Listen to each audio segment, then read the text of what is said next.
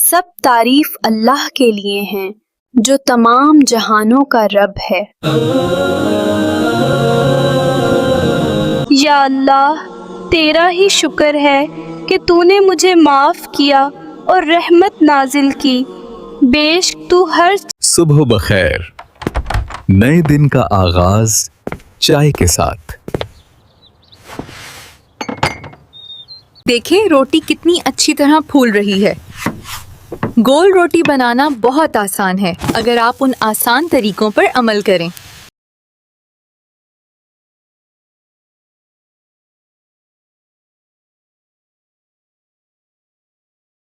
बहुत अच्छा बना रही हो बेटी, ये देखकर खुशी हुई।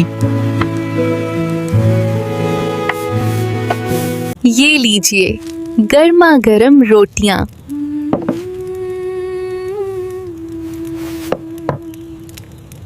ये लीजिए ताज़ा बनी है, और चाहिए हो तो बताना। सब साथ में खा रहे हैं, बहुत मजा आ रहा है।